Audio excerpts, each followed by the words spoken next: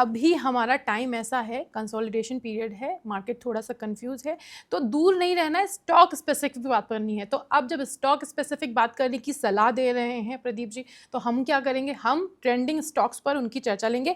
और हमारे पास में काफ़ी सारे दर्शक जो हैं वो अपने सवाल भेज रहे हैं, आप लोग सवाल भेजते रहिए। हमारे पास थोड़े से स्टॉक्स हैं ट्रेंडिंग स्टॉक जो आज बहुत ज़्यादा चर्चा में थे, उन पर चर्चा करके मैं आप लोगों के सवाल जवाब करूंगी। सबसे पहला स्टॉक जो है आज सबसे ज़्यादा पीएनबी हाउसिंग फाइनेंस, इसमें 16% की गिरावट आई। इनफैक्ट अभी मैं देख रही थी तो 17% की गिरावट आ चुकी है। मेन रीजन जो इसका दिख रहा है वो ये है कि सीईओ गिरीश कौशगी ने इस्तीफा दे दिया है अपना टर्म कंप्लीट होने से पहले, और जैसे ही मार्केट में ये खबर आई उसी टाइम से ये गिरने लगा, क्योंकि पीएनबी को इन्होंने 2022 में ज्वाइन किया था और उस टाइम के बाद में कंपनी की काफ़ी ग्रोथ हुई थी।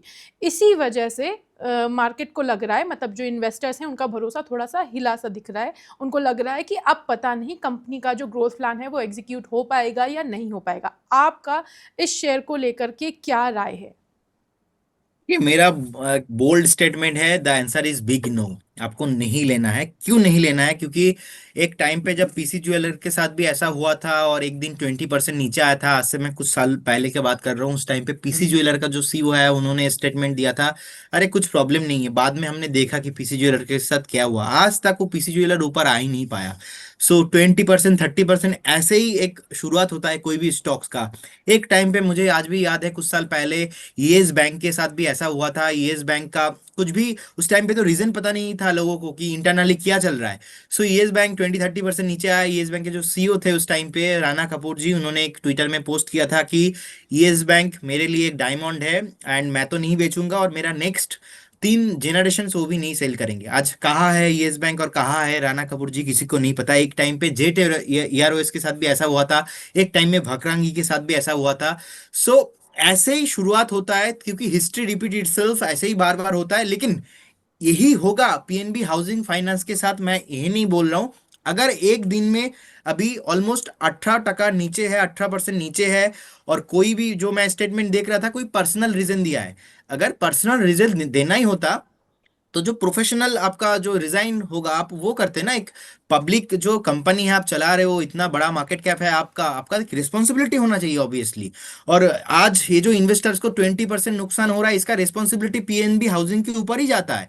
सो देखिए, आज अगर कुछ भी पॉजिटिव होता या तो कुछ भी मार्केट को ऐसा लगता कि नहीं चलो ठीक है ये छोटा मोटा प्रॉब्लम है, तो मुझे लगता है कि अभी डे लो नहीं लगा था। देखिए 807 लो है, अभी 808 के आसपास प्राइस चल रहा है। सो कहीं तो कुछ ना कुछ गड़बड़ मुझे लग रहा है, कि वो मैं अभी नहीं बता सकता, क्योंकि प्राइस एक्शन जो है मैं उसके अकॉर्डिंग ही बात कर सकता हूं। अगर आपके पास आपके होल्डिंग में ऑलरेडी है, so with stop loss of 775, 775 के आसपास एक स्टॉप लॉस मेंटेन कीजिए और बने रहिए इस काउंटर पे।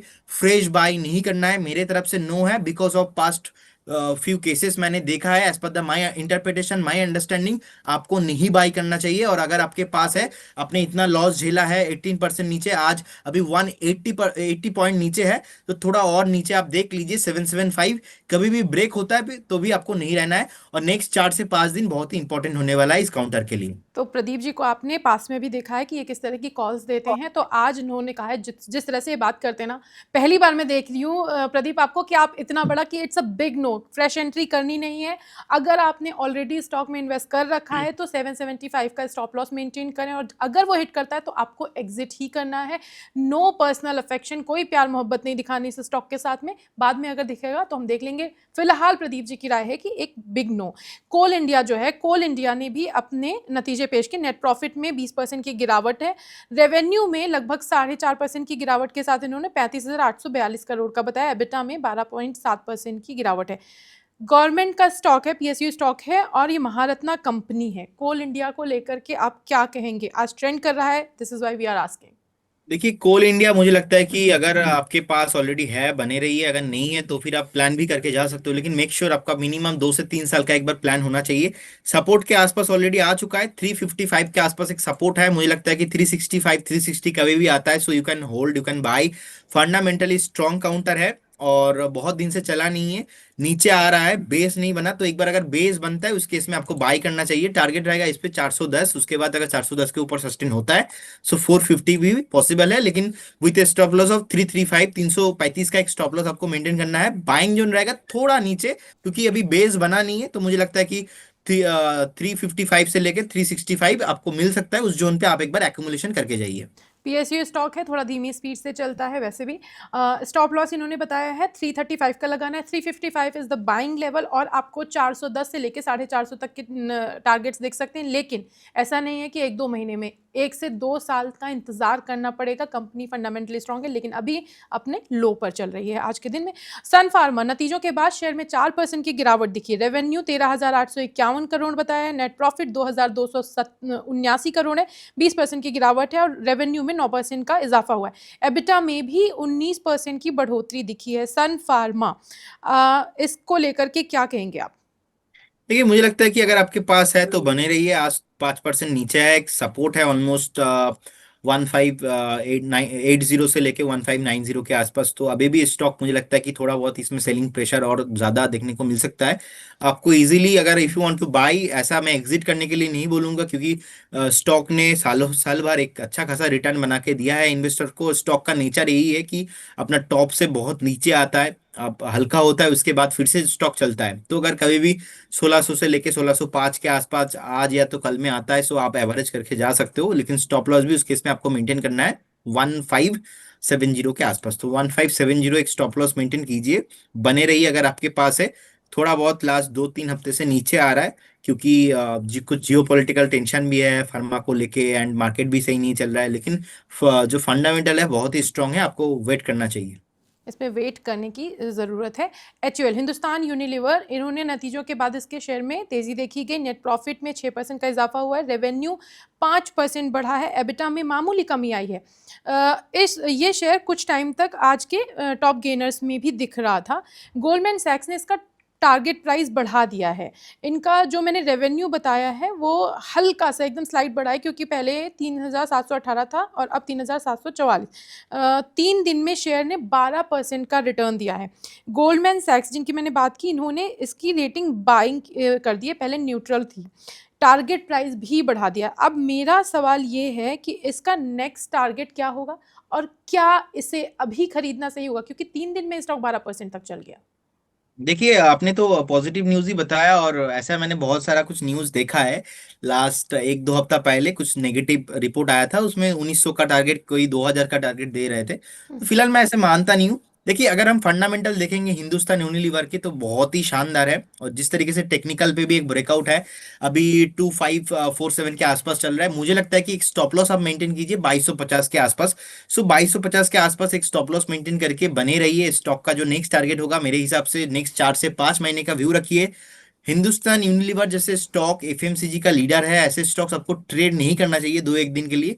मुझे लगता है कि एटलीस्ट 4 से 5 महीने का व्यू अगर आपके पास है, तो 2750 पहला टारगेट, उसके बाद मुझे लगता है कि 2900 के ऊपर ही जाने वाला है, क्योंकि फंडामेंटल बहुत ही स्ट्रांग है। 5,98,000 करोड़ के आसपास मार्केट कैप है। आप देखेंगे 10,000 के ऊपर तो इसका इसका पैट पोस्ट किया है, और आरओईसी देखेंगे 27% के साथ ग्रोथ हो रहा है। प्रॉफिट ग्रोथ भी अच्छा है। लास्ट 2 से 3 साल चला नहीं है, और एक एफएमसीजी का ट्रेंड है कि एफएमसीजी चलता है बेसिकली फंडामेंटल के बेसिस पे ही चलता है over the time. Short time में वो प्राइस एक्शंस पे आपको आता है, टेक्निकल में आता है, लेकिन over the time quarter to quarter result देखना थोड़ा इंपॉर्टेंट हो जाता है। तो रिसेंटली जो रिजल्ट आया था लास्ट, मुझे लगता है कि वो रिजल्ट थोड़ा बहुत जो है चेंजेस हो रहा है, धीरे धीरे पॉजिटिव हो रहा है। तो डेफिनेटली आपके पास एटलीस्ट एफएमसीजी का जो लीडर है हिंदुस्तान यूनिलीवर, वे तो होना चाहिए। ओके, तो आज ही खरीदारी कर सकते हैं। हाँ, आज खरीदारी करके जा सकते हो, और मुझे लगता है कि यहाँ से अगर थोड़ा बहुत अगर आप वेट करते हो, तो ज्यादा आपको नीचे देखने को नहीं मिलेगा, क्योंकि ऑलरेडी इसका बेस बन चुका है। तो 2530 से लेके 2540, थोड़ा बहुत 8-10 रुपीज नीचे आता है, तो आप बाय करके जाइए, कोई प्रॉब्लम नहीं है इसमें। 2530 से लेके 2540 की रेंज में अगर ये स्टॉक आपको दिखता है तो आप खरीदारी कर सकते हैं, आपके पोर्टफोलियो में होना चाहिए क्योंकि वेल्थ क्रिएशन का है और बढ़िया स्टॉक है। 2750 से लेके 2900 तक के लेवल आपको दिख सकते हैं, बहुत ज़्यादा इंतजार नहीं करना है, 4 से 5 महीने में ही ये दिख जाएगा। सुजलॉन एनर्जी हमारा नेक्स्ट टारगेट है, नेक्स्ट शेयर है। इस शेयर ने बहुत सारे लोगों को बहुत कमाई कराई है। आज इसमें ये जो ट्रिगर दिखा उसमें 3-4 रीजंस थे, मैं आपको बताती हूँ। एफएनओ ट्रेडिंग पहली बात तो इसमें शुरू हुई है और दूसरी इसको एक बहुत बढ़िया ऑर्डर मिला है। तीसरी चीज़ है, गवर्नमेंट ने कहा है कि विंड टर्बाइंस में डोमेस्टिक सप्लाई बढ़ाने की बात कही, यानी कि blades, tower, gear boxes, generators, ये सारी चीज़ें जो हैं ये अप्रूव्ड मॉडल्स एंड मैन्युफैक्चरर्स के साथ में आनी चाहिए।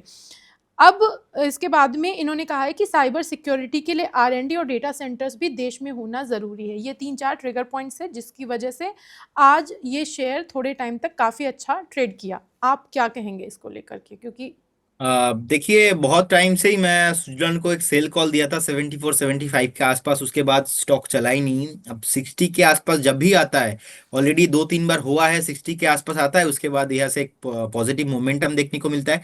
तो 65-66 के आसपास चल रहा है। मुझे लगता है कि अगर आपके पास है, बने रहिए, फ्रेश बाय भी आप करके जा सकते हो with A stop loss of 57.50। 57.50 पे एक स्टॉप लॉस मेंटेन कीजिए।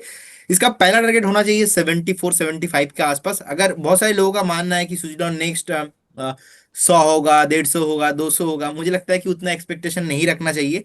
पहला तो इसका टारगेट होना चाहिए 74, और अगर 74-75 के ऊपर सस्टेन करता है उस केस में आपको एक बार 84 से 85 का लेवल दिखने को मिल सकता है। एक जो रिजल्ट आया था, रिजल्ट अच्छा आया है। मुझे लगता है कि ऐसा और भी हमें 7 से 8 क्वार्टर देखना पड़ेगा कि कैसे रिजल्ट आ रहा है, उसके बेसिस पे हम बात कर सकते हैं। और स्विट्जरलैंड का प्रोमोटर होल्डिंग बहुत ही लो है, 13-14% के आसपास। पब्लिक होल्डिंग बहुत ज्यादा है, और जहाँ पे पब्लिक होल्डिंग बहुत ज्यादा रहता है, स्टॉक जब चलता है तो चलता है, जब नहीं चलता है तो नहीं चलता है। ऐसा बहुत बार हमने देखने को मिला। रिसेंटली टाटा मोटर्स के साथ भी ये हुआ। देखिए टाटा मोटर्स का ऑलमोस्ट 43% के आसपास प्रोमोटर होल्डिंग है।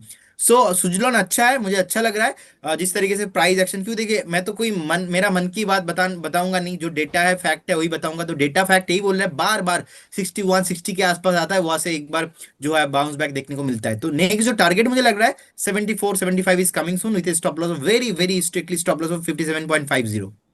57 का स्टॉप लॉस लगाना है और 74 से 84 तक के टारगेट देखने को मिल सकते हैं।